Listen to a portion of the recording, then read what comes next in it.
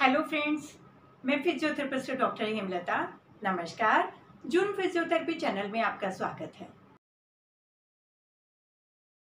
किस तरह की एक्टिविटीज स्ट्रोक के पेशेंट को करानी चाहिए? एक्चुअली स्ट्रोक की 7 स्टेजेस होती है रिकवरी की। उनको हम नेक्स्ट वीडियो में डिटेल में डिस्कस करेंगे। तो फर्स्ट जो स्टेज होती है एक हेमीप्लेजिक पेशेंट के लिए या पैरालाइज्ड पेशेंट के लिए, वो होती है फ्लैसिड स्टेज। पेशेंट की जो साइड पैरालाइज्ड हुई है उसके अंदर कोई एक्टिविटी नहीं है, ना हाथ चलता है ना पैर चलता है, तो ये हुई उसकी फ्लैसिड स्टेज। तो फ्लैसिड स्टेज के अंदर हमें किस तरह की एक्सरसाइजेस करनी चाहिए? फ्लैसिड स्टेज में हम इस तरह की एक्टिविटी तो कर नहीं सकते, हम चलने वाली एक्टिविटी तो कर नहीं सकते, वही तो एक्टिविटीज हमारी पहले ब्रेन में स्टोर्ड थी। तो फिर हमें क्या करना चाहिए? 3 टाइप की एक्सरसाइजेस पेशेंट के लिए होती हैं। सबसे पहले पैसिव एक्सरसाइजेस जो कि फ्लैसिड केस में रिक्वायर्ड होती हैं। पैसिव एक्सरसाइजेस का मतलब होता है कि पेशेंट अपने आप उन एक्सरसाइजेस को ना करके कोई फिजियोथेरेपिस्ट या फिर उसका कोई भी फैमिली मेंबर उन एक्सरसाइजेस को कराए। तो ये हुई पैसिव एक्सरसाइजेस।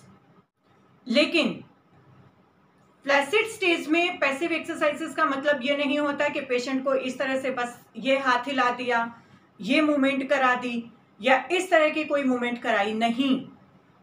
इस तरह की एक्टिविटीज से खाली काम नहीं चलने वाला। जो एक्टिविटीज मल्टीपल फंक्शन लिए होती हैं या फिर मल्टी ज्वाइंट्स को इन्वॉल्व करती है। मल्टी ज्वाइंट्स में जैसे ब्रश करना है, ब्रश करने के लिए 3 ज्वाइंट्स इन्वॉल्व होते हैं। शोल्डर ज्वाइंट ऊपर उठेगा, अबडक्ट होगा, एल्बो ज्वाइंट फ्लैक्स होगा, मुड़ेगा, और रिस्ट ज्वाइंट की इस तरह की एक्टिविटीज होंगी, फ्लैक्शन एंड एक्सटेंशन। तो हमें ऐसी एक्टिविटीज करानी है जो कि मल्टी ज्वाइंट इन्वॉल्व करें, क्योंकि हमारी तो पहले वही रजिस्टर्ड थी ब्रेन के अंदर एक्टिविटीज। पैसिवली इन एक्टिविटीज को कराने से पेशेंट जल्दी से जल्दी रिकवर होगा।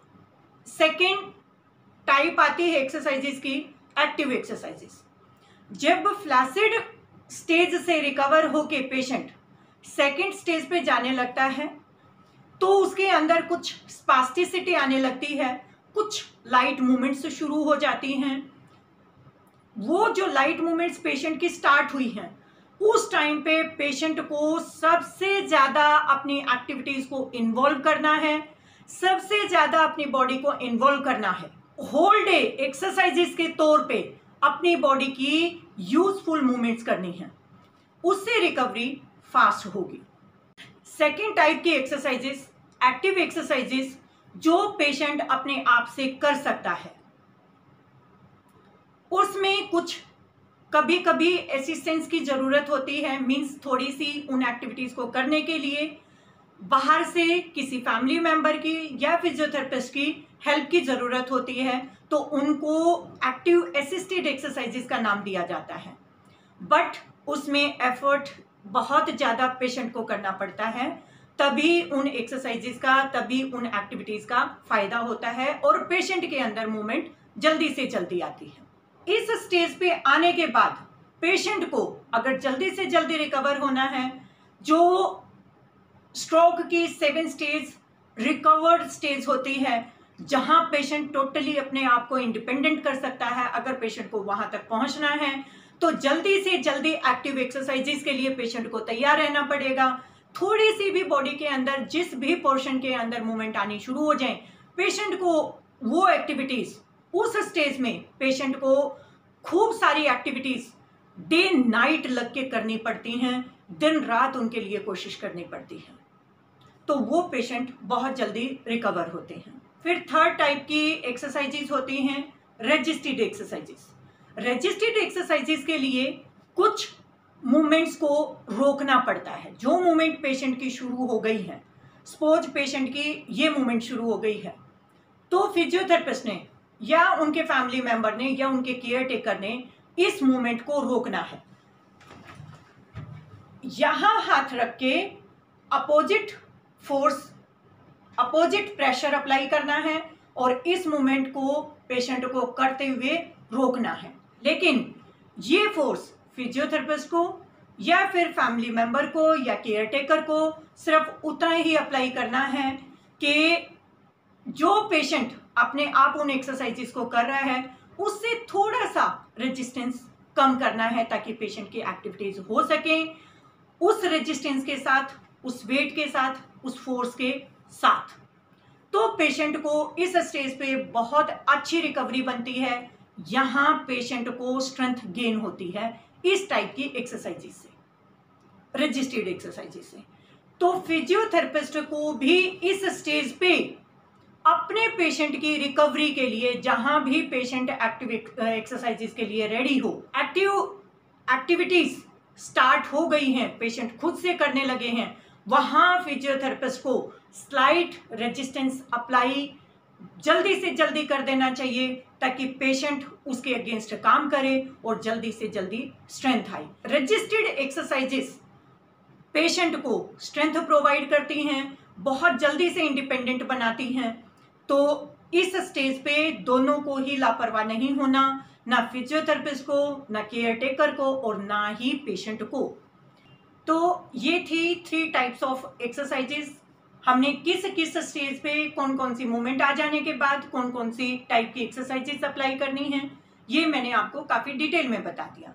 पेशेंट की रिकवरी को फास्ट करने के लिए फिजियोथेरेपिस्ट ने, पेशेंट ने और उनके केयर टेकर जो केयर गिवर हैं, उन्होंने स्पेशल ध्यान रखना है कि एक्सरसाइजेस 24 घंटे में से सिर्फ 1 घंटा नहीं होनी है, और वो भी जो फिजियोथेरेपिस्ट करा के जाते हैं सिर्फ उन्हीं एक्सरसाइजेस के भरोसे नहीं रहना है, अदरवाइज पेशेंट की रिकवरी के चांसेस बहुत कम होंगे। सेकेंड थिंग, जो फिजियोथेरेपिस्ट ने अपने पेशेंट को फर्स्ट मीटिंग में ही समझा देनी है कि आपका जो हिस्सा पैरालाइज हुआ है वो उसी कंडीशन में रहने वाला नहीं है, इसलिए कभी भी इन शब्दों का यूज़ ना करें कि मैं तो डिसेबल हो गया हूँ या मेरी तो एक्टिविटी चली गई है, अब कभी वापस आएंगी ही नहीं और मैं अभी कुछ कर नहीं सकता हूँ। ऐसे शब्दों का यूज़ पेशेंट को बिल्कुल भी नहीं करना है। तो ऐसी बातों से पेशेंट्स के एफर्ट में कमी आएगी और पेशेंट कभी भी जल्दी से इंडिपेंडेंट नहीं हो पाएगा।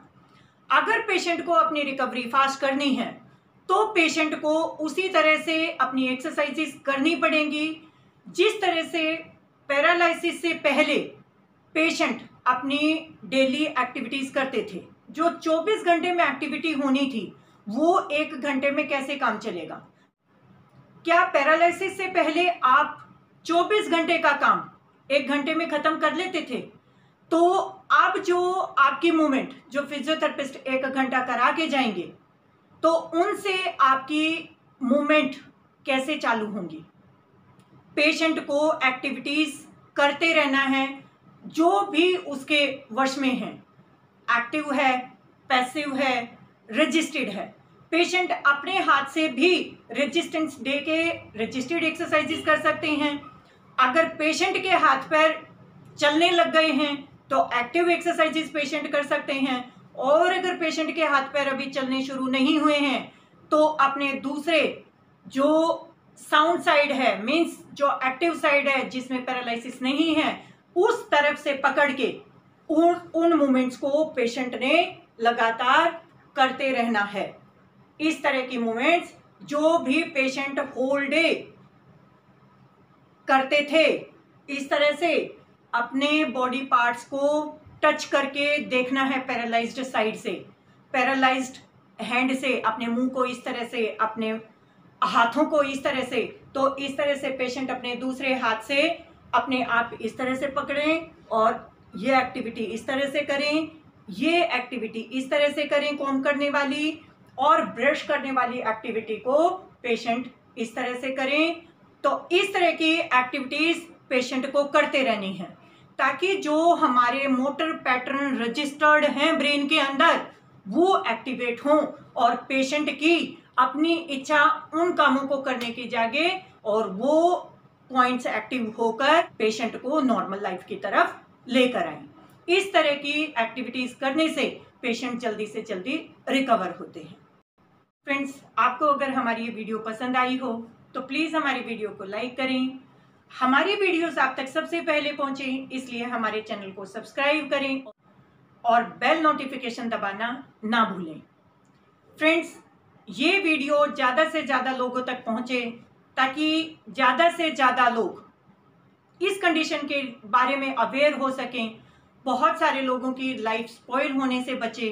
इसलिए इस वीडियो को ज़्यादा से ज़्यादा शेयर कीजिए और अगर आपके कुछ क्वेश्चंस हों तो हमें कमेंट्स बॉक्स में लिखना ना भूलें। हम आपके क्वेश्चंस की रिप्लाई जरूर से जरूर करेंगे। Thank you for watching this.